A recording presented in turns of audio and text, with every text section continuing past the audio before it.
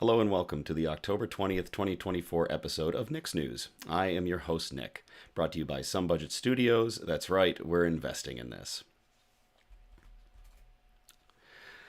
We're on every Sunday, and I thank you all so much for catching us live or tuning in and catching the replay.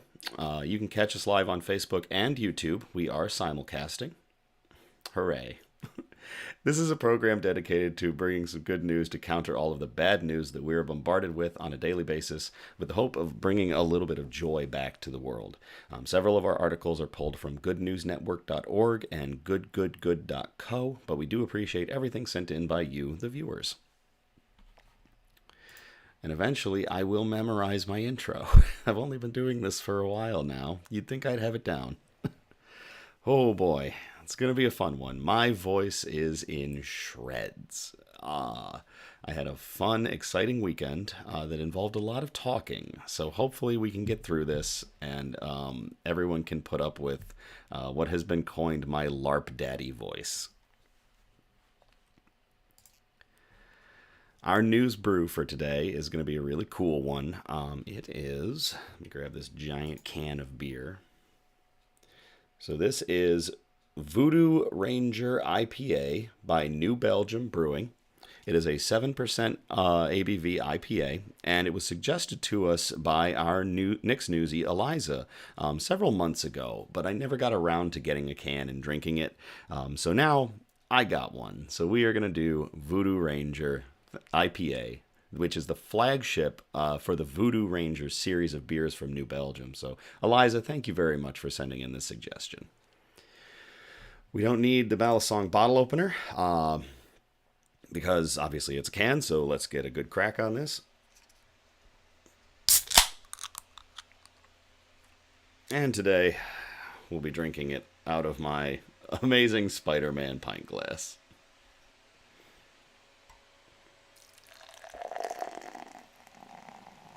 Ooh, she foamy. It's going to be the theatrics of a definite 5-minute pour. Because I want all this gas out of the beer. I don't want it in me. Hi, Cassidy. Hi, Ben. I hung out with Cassidy and Ben this weekend at Waypoint LARP. It was fantastic. I had a great time. Thank you so much. And many thanks to everybody for a great weekend. I'm going to give the head on that a little bit of time to settle. But it's a really nice straw yellow color. Good head. So we'll give that some time while we get through some of our shout-outs. Cassidy in the Facebook chat, it was fun. Yes, it was. The end of an era and the start of a new one. So shout-outs. Do you want some fine wine or really great cider? Swing on into Fox and Hen Winery, located in Grand Haven, Michigan. And it's located between Grand Haven and Allendale. It specializes in small batch wines and ciders that reflect our Lake Michigan climate. Check them out Fridays and Saturdays from 1 p.m. to 8 p.m. I will be there this week from 5 p.m. to 7 p.m. So if you want to hang out with me and have some really great wine and cider, swing on by Fox and Hen Winery in Grand Haven. Happy birthday shout out. Happy birthday shout out to one of our Nick's Newsies, Mona. I hope you have a very good, happy birthday, my friend. Another shout out to another Nick's Newsie, Tim. Thank you very much, Tim, for tuning into Nick's News for almost about as long as I've been doing this, which is a couple of years now. And happy birthday, good sir. Next shout out is going to be to Judy, whose cancer marker numbers are down. Here on Nick's News, we absolutely hate cancer. We have a slogan for it. So, Judy, it's really good to see that those cancer marker numbers are down, and we hope that chemo works out successfully for you. Last one is going to be a huge congratulations to the Waypoint LARP, which just wrapped up its 2024 season.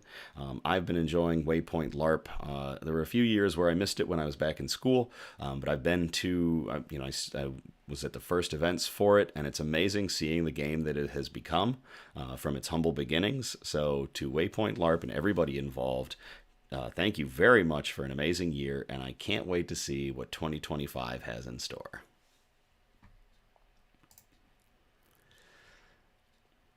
In the Facebook chat, we got Tim. Hi, Tim. We've got Julie, who was a little distracted by Jensen Ackles on TV. Man ages like a fine wine. You're welcome, Tim. It was my pleasure to do that birthday shout out for you. And hello, Matt. Okay. So that gets us through our shout outs. Gonna add a little bit more beer to this glass. News quote, another really good one about being a friend. We're kind of on a friend kick, I guess, because we surround ourselves with so many people, and your friends are very important. Friendship is a necessity, and learning the ins and outs of friendship can be daunting at times, but I think this quote is really good for this. And it goes, sometimes being a friend means mastering the art of timing. There is a time for silence, a time to let go and allow people to hurl themselves into their own destiny, and a time to prepare to pick up the pieces when it's all over. And that comes from Octavia Estelle Butler. She was an American science fiction author and a multiple recipient of the Hugo and Nebula Awards, and was also the first science fiction writer to receive a MacArthur Fellowship. So just going through that quote one more time. Sometimes being a friend means mastering the art of timing. There is a time for silence, a time to let go and allow people to hurl themselves into their own destiny, and a time to prepare to pick up the pieces when it's all over. So from Octavia Estelle Butler on friendship and timing, cheers.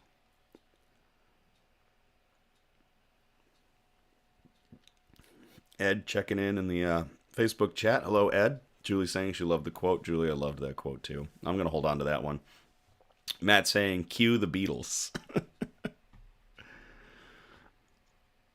Okay.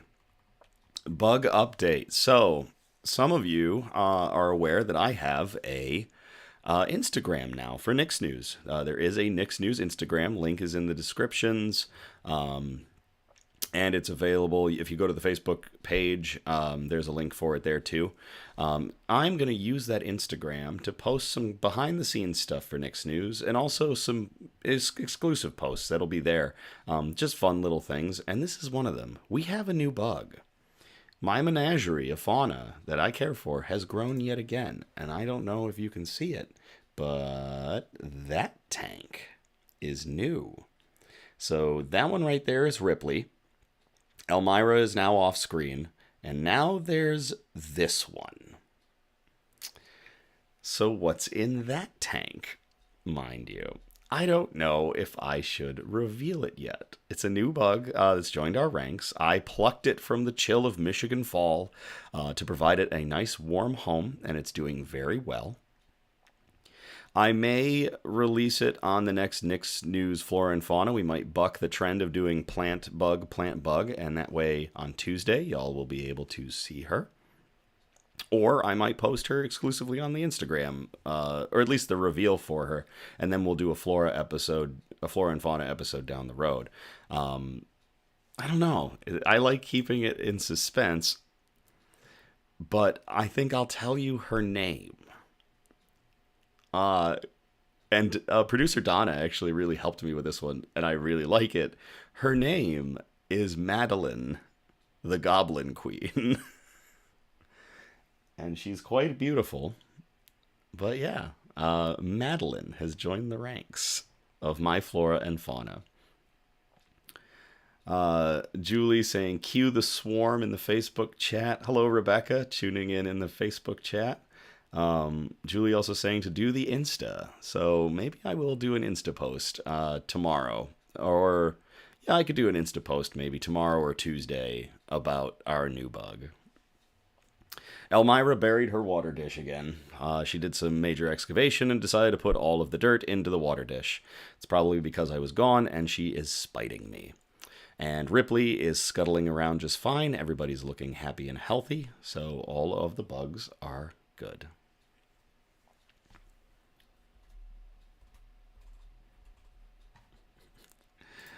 Cassidy saying, do I need to get Instagram now? You don't have to. I'm not going to push anybody to get Instagram.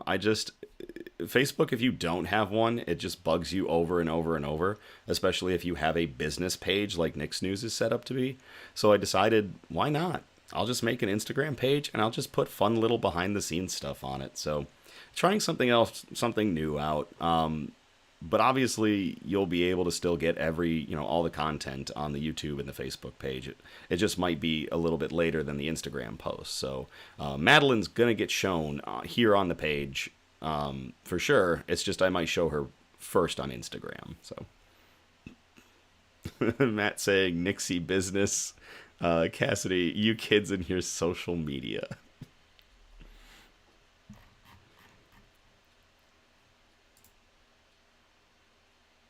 Rebecca, I just downloaded Instagram last Thursday. I am confused. Rebecca, when I downloaded it too, I was confused as heck. It took me a little bit to get it straightened out. So, all right, but with that, we're gonna get into our news broadcast. We're gonna get into our good news. So our broadcast is broken up into 4 major categories, and those categories are science and technology, health and medicine, flora and fauna, aka plants and animals, and the wholesome notes, the really nice touchy-feely articles we like to end on. So we're going to start in category 1, science and technology. This article was sent in by Cassidy. Cassidy, thank you very much. I called this one, Who's Got 2 Thumbs and Likes Cement? This guy. And I will copy and paste this into the chats for you all to read along.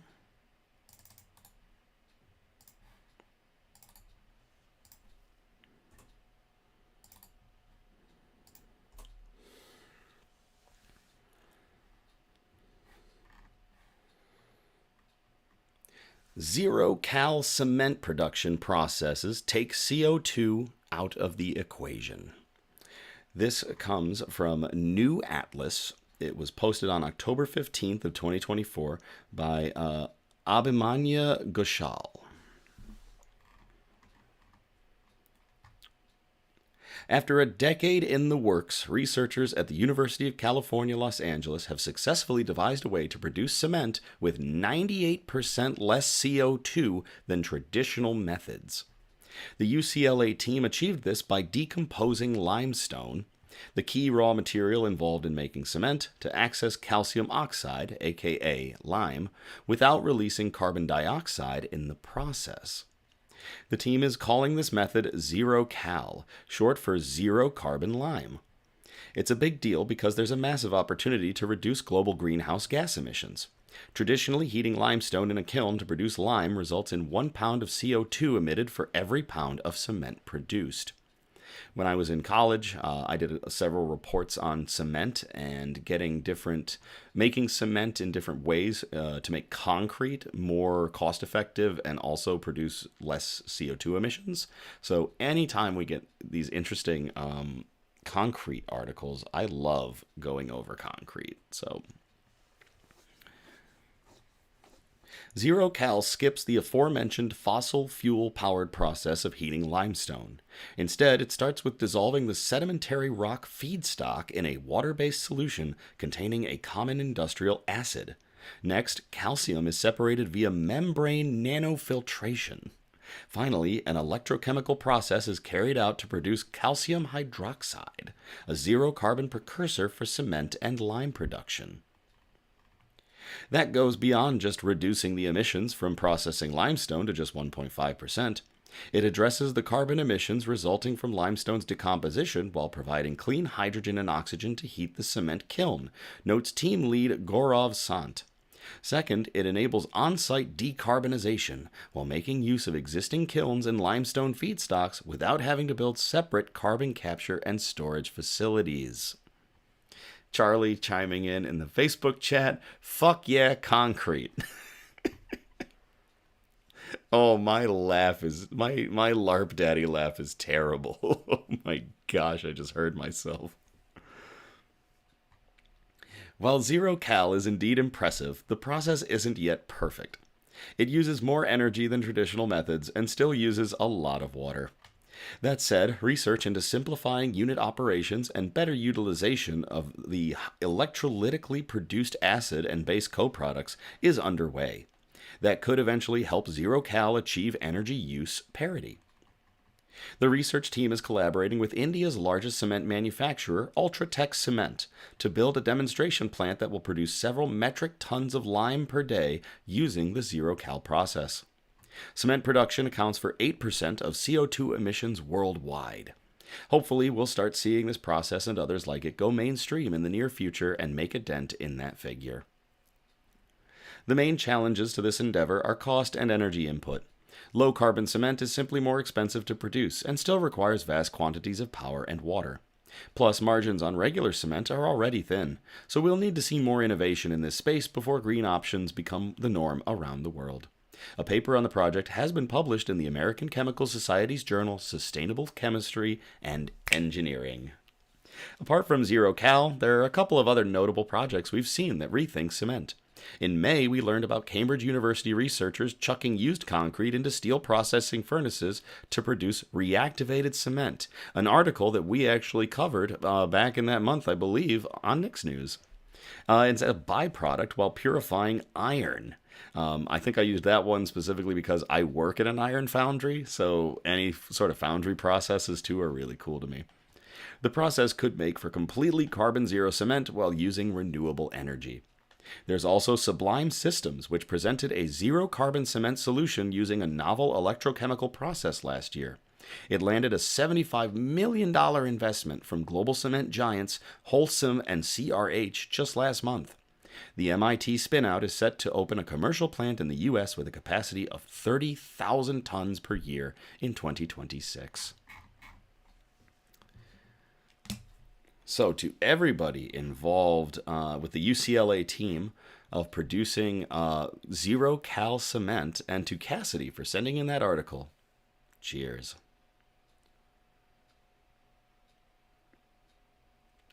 Mona tuning in on YouTube. Happy birthday, Mona.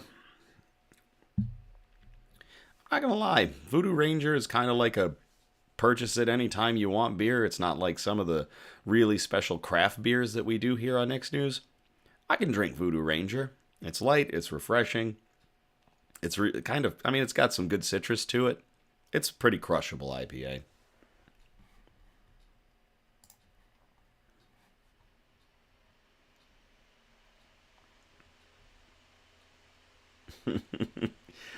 Charlie, Cassidy, and Ben in the chat. I too am dead. I am pretty beat and rough too. We're talking about the LARP. We were all at the Waypoint LARP this weekend. Yep, as am I. I am going to have a nice bruise on my leg. Ouch. Well, we all survived, so that's going to get us out of science and technology. We're going to move on to health and medicine. This article was sent in by Mona. Thank you very much, Mona. I will copy and paste this into the chat if y'all want to read along. I called it Pride for Our Vets, or Pride in Our Vets. Sorry. It's a little warm in my house, so my laptop fan is kicking on. Hopefully in November we'll be doing a tech upgrade and going from our laptop to a desktop and have fewer heating problems.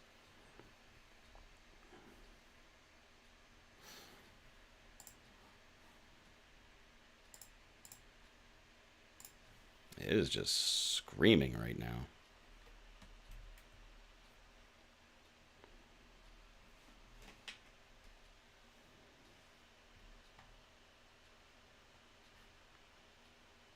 I'm not quite sure why either.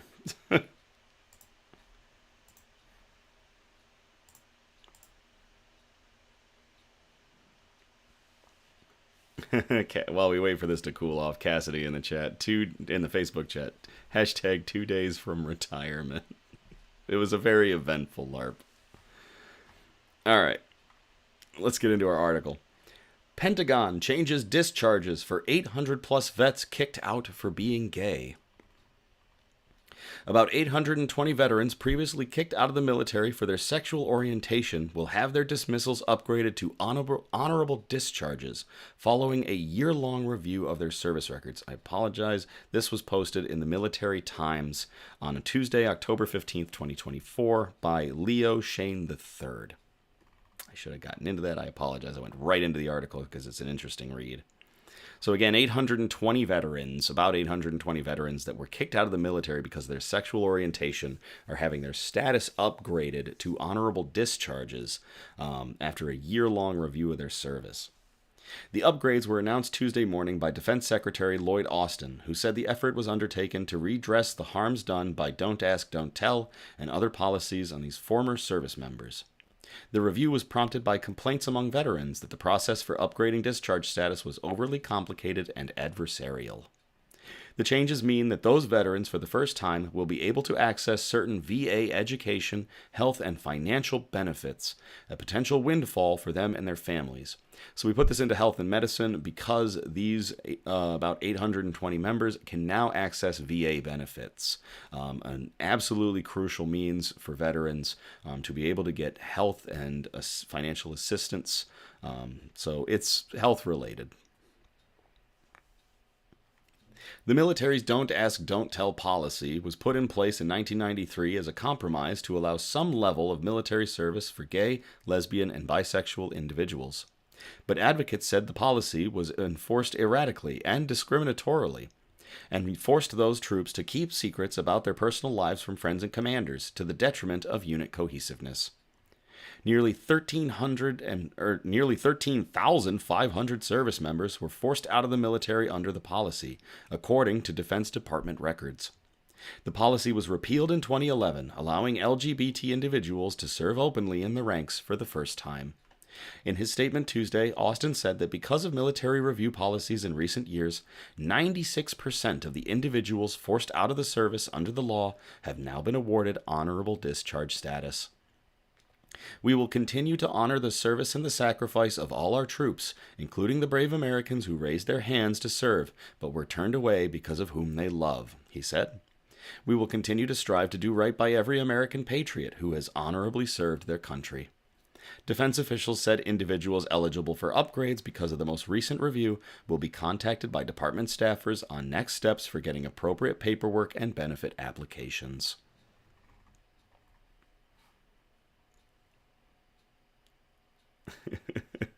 Some LARP chat in the Facebook chat. To the military complex of America, to Defense Secretary Lloyd Austin, and to Mona for sending in that article. Cheers.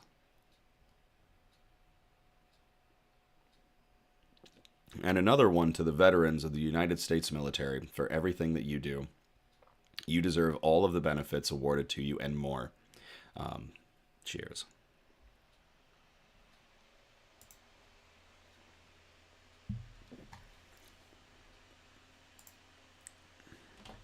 Wow, my laptop's going nuts. I'm pretty sure that's coming over the mic too, isn't it? Gosh, why are you screaming today? What happened while I was gone? Oh, it is hot under the collar.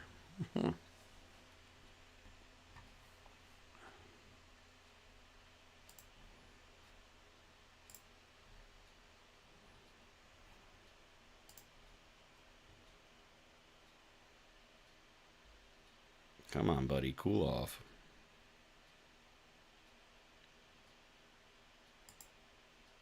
Mona in the YouTube chat saying she can't hear it over her laptop fans. It might not be coming over as well or as much as I'm thinking. So, all right, let's get into our next one. I called this next one Crack the Plaque. And I will copy and paste this into the chat if y'all want to read along.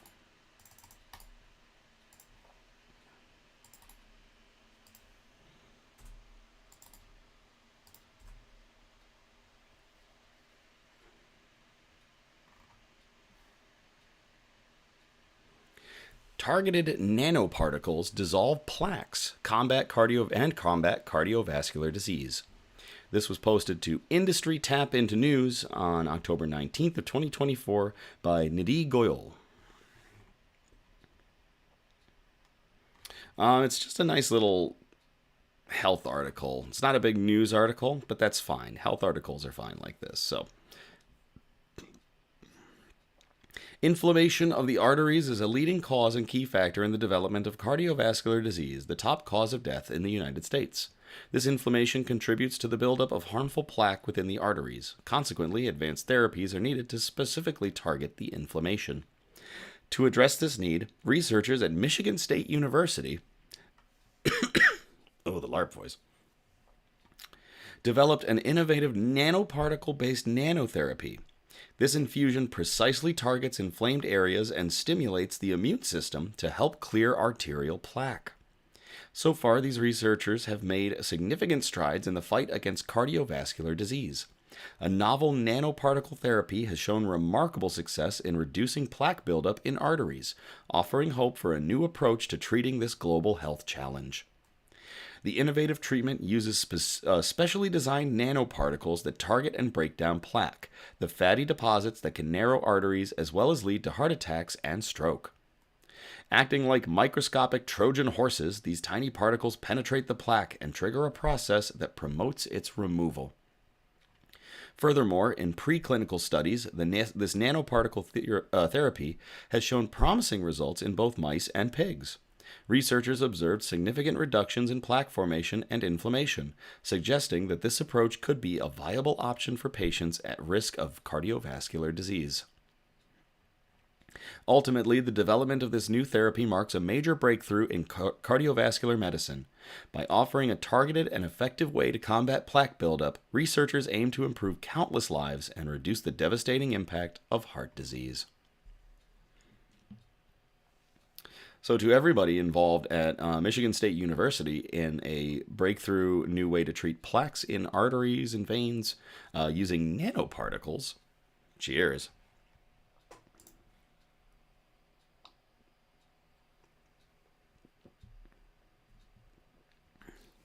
Hopefully, Mona checking in the YouTube chat. Oh, wow, that sounds like a great treatment and sounds like something you can apply early to get ahead of it. Yeah, definitely better than like the different, I think it's like angioplasty or stents or all sorts of other things that have to be done to clear out those plaques. These nanoparticles are really promising, so that should be some good news in the future for heart health.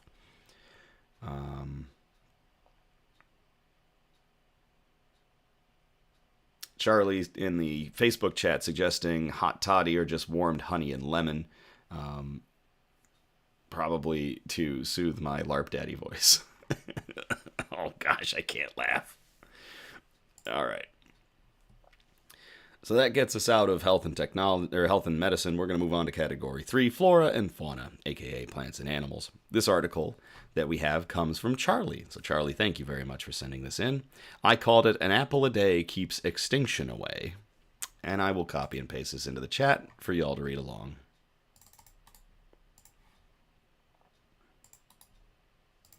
Mona also saying warm honey and lemon is good for my throat. And instead, I'm drinking a beer.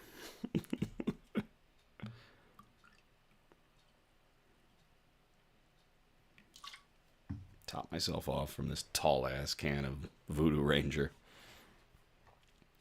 Sleeping bear on a mission to save rare 19th century apples from extinction. This was posted to MLive, which is Michigan News, on October 13th of 2024, and the article was written by Lindsay Moore. When settlers arrived along the Lake Michigan shoreline in the 1850s, the land they found was dry and sandy. Little was going to grow in the newly formed community at the top of Michigan's Pinky, but they put their faith in apple trees. Sorry. A century later, the historic farmlands within Sleeping Bear Dunes National Lakeshore are still dotted with antique apples. The trees behind the Kelder House Farm are weathered and gnarled from more than 100 years of being battered by Michigan weather. A northern spy tree stands with 2 branches tearing down either side of its trunk, but still producing apples. Gravenstein and Wagner apple trees stand on the perimeter of the farmland with branches twisted and bent from years of bearing fruit. In between them is a fragile tree bearing green and yellow apples, its variety lost to time. Crisp and semi-sweet, the apple name is unknown. Somewhere between 100 and 120 years old, the tree has outlived its record keepers. A small group of volunteers are working to identify and regrow these varieties before they become extinct. They're hitting their lifespan. They're going to die. When they die, that variety is gone, said Matt Mormon, volunteer coordinator at Sleeping Bear Dunes National Lakeshore. Championing this cause for the past decade are Mormon and his team, Kimberly Mann, Sleeping Bear Dunes National Lakeshore historical architect, Tom Adams, an orchardist with the Leelanau Conservation District, and Jim Kelderhouse, a descendant of the Port Oneida farmers. National parks, we're in the forever business. We want to preserve everything in this park, including the apples, Mormon said. In the 1980s and 1990s, shortly after Sleeping Bear Dunes became a national park, the mapping and identification of its heirloom apple varieties began. While 75 varieties were identified throughout the park, the project stopped short of new growth. In 2014, as trees began to crack and split, a renewed effort took hold and a grafting project began. Much like the settlers in 1854, volunteers grafted or replanted twigs to cultivate an antique orchard. Volunteers used a 1930s Army aerial photograph of the farmland as their blueprint. At that time, the farmland was still privately owned by descendants of the original settlers. True to the national park mission and the settlers' intention, the orchard is being built by true grit and tough love, Mormon said. Trees are planted 32 feet apart and receive nothing but water. No pesticides, no herbicides, not even fertilizer. If they bite the dust, they bite the dust. And if they live, they're going to be very hardy, Mormon said. That's the whole point. It's tough love on these things, and so they're very slow growing. Across the country, it's estimated there were once 14,000 varieties of apples. Port Oneida settlers used apples for canning, baking, cider, and sauce. Modern commercial farming has tailored that into a few dozen varieties found at the grocery store. What was once a novelty to farmers of an eating out of the hand apple is now our mainstay. The poster child for the project is the Shiawassee Beauty, a variety developed in the middle of the state in Shiawassee County in the 1840s. A century of cash crops weeded out the semi-crisp apple, replacing it with more popular varieties. The industry for it died out. It just disappeared off the landscape, Mormon said. People stopped growing it, and it is one of the rarest apples around. There are only a handful of trees left in Michigan, Mormon said. The last remaining Shiawassee Beauty tree in the national park sits on the North Manitou Island, where settlers first lived before coming inland. Although it's a bit of a stubborn grower, there are now 3 Shiawassee Beauty grafts in the ground, Mormon said.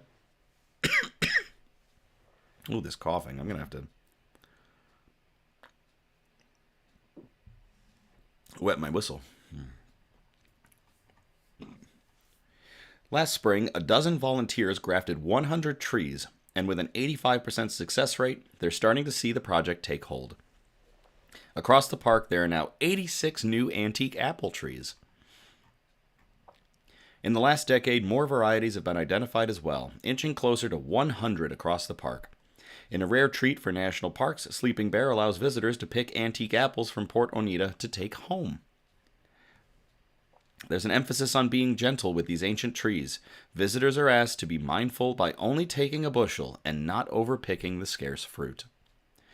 The Port Oneida Historic District sits about 3 miles past Glen Arbor, and across from the Kelderhouse Farm is a trailhead for the Sleeping Bear Heritage Trail, which passes by historic farmhouses and cemeteries.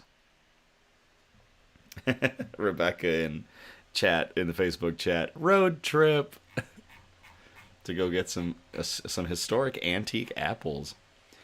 To everybody at the Sleeping Bear Dunes National Lakeshore working to keep antique apple species thriving and away from extinction, and to Charlie for sending in that article. Cheers.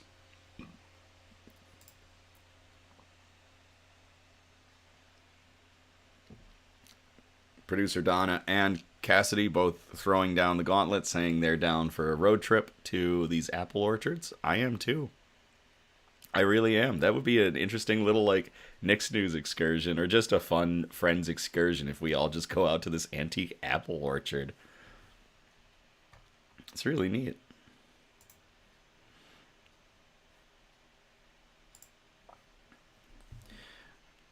All right, so that gets us out of flora and fauna, aka plants and animals. We're going to get into category 4, the wholesome notes, the really good touchy-feely articles we like to end on. And we've got 2 here that are both about heckin' good pets.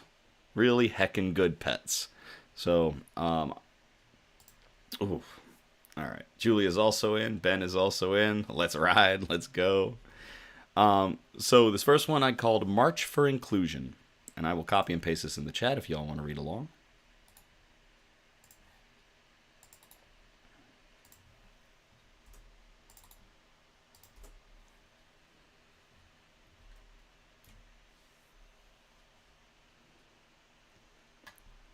Sit, stay, march. Meet the service dog stealing the show in a 300-person marching band. This was posted on goodgoodgood.co on October 17th of 2024 by Cameron Baker.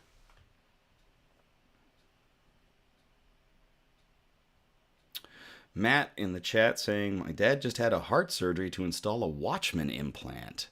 Interesting, Matt, and I'm hoping the best for your father. All right.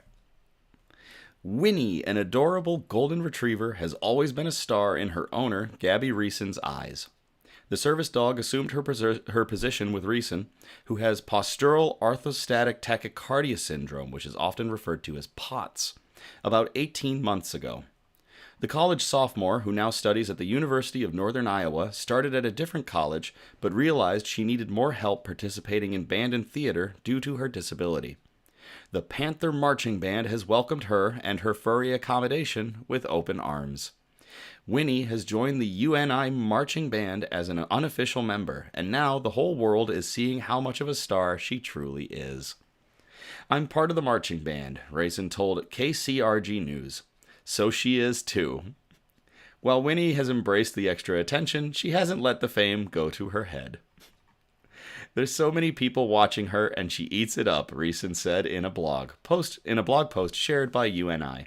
She loves the attention. Every time I would walk by, the whole student section would ask, "Can I pet your dog?" She just likes feeling helpful and useful. Reeson's condition can cause a number of symptoms when someone transitions from lying down to standing up, like an increased heart rate, dizziness, fainting, and fatigue. Winnie's role as a service dog is to notice changes in Reeson's physiology that might come on prior to fainting. From there, Winnie can direct her to a safe spot to avoid injury and get the care she needs. Winnie has made it where I can be like a normal person again, Reeson said. I can do band because she'll let me know if I'm okay, and I can go to my classes. Before her, we didn't know if college was going to be an option. Winnie supports Reeson on the field, on and off the field, and when it's time for a marching band performance, the retriever dons her own uniform, a purple shirt and matching cowboy hat, complete with a gold plume, to match the human members of the band. She also wears headphones on the field to protect her hearing, given that Reeson is a percussionist.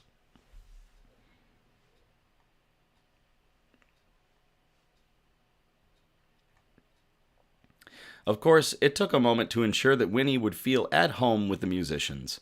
The band's director, Justin Mertz, was open to figuring everything out.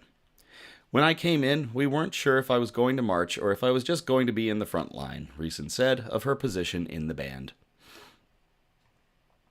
Mertz said, "Let's try it," and we did. I'm a music educator, and we believe music is for everyone, Mertz told KCRG News. It's our mission to provide these musical and educational opportunities for every single student.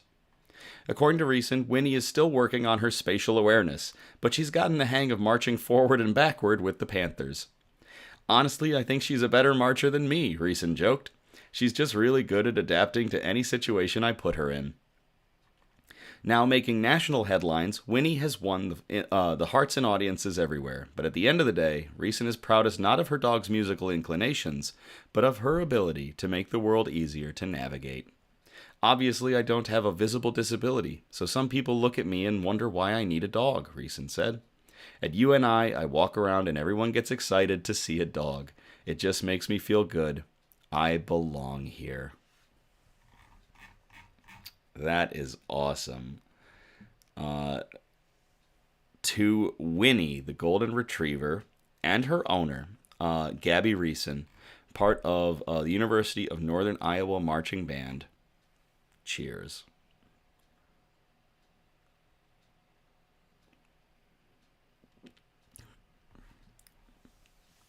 Patrick in the Facebook chat. Well, that's just unfair. My old marching band could never match that.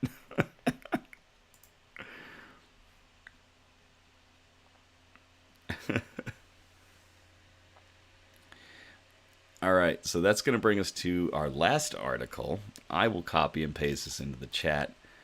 This is a Not All Heroes Bark Capes article.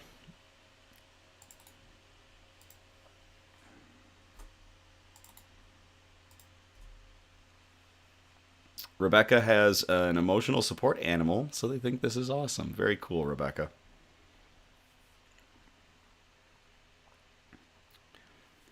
Dog sits down in middle of road, unmoving, until officer follows to save her owner. This was posted on goodnewsnetwork.org, and it was posted on October 8th of 2024 by Andy Corbley.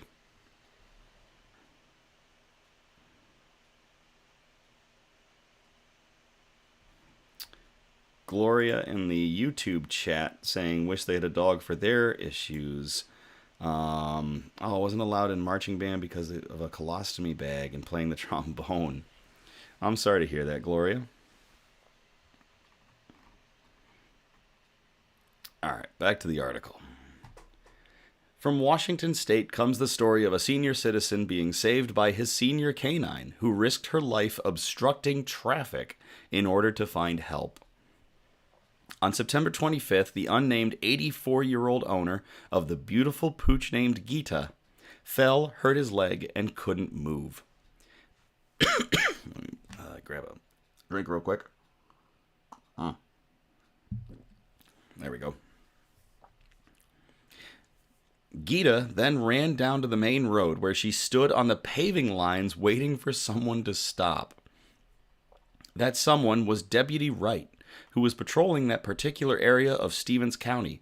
Seeing neither house nor owner, Wright alighted on the road to try and get Gita into his patrol car, but the dog wouldn't budge. Visiting nearby residences, Wright couldn't identify the dog's owner. Sensing something amiss, Wright went back to the dog, which was now lying on the center line, a statement from the sheriff's office read. Wright tried to move the dog yet again, but this time she took off up a steep, unmarked, poorly traveled side road.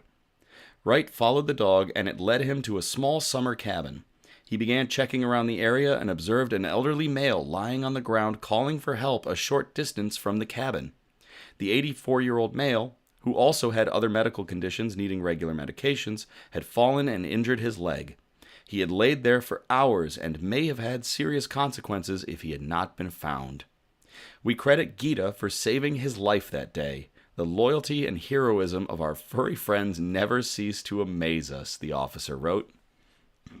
Second cousin of the injured man, Pat Lolavera, praised Deputy Wright for following his instincts and Gita for her incredible intelligence and dedication. Commenters hoped they'd see more of the story on the CBS Evening News or the Fox and Friends Animal Hour. I will definitely be looking for further follow-ups about Gita because that is absolutely crazy. This dog went and laid down in the middle of a road to get help for its owner. That is a hero in my book. So to Gita and hopefully their recovering owner, not all heroes bark capes. Cheers.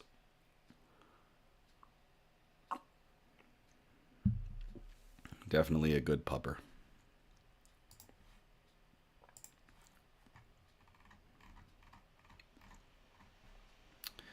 So that, of course, my laptop's going to start screaming again, but that is everything that's all of our articles. Really good, 6 great news articles. Thank you all for your submissions.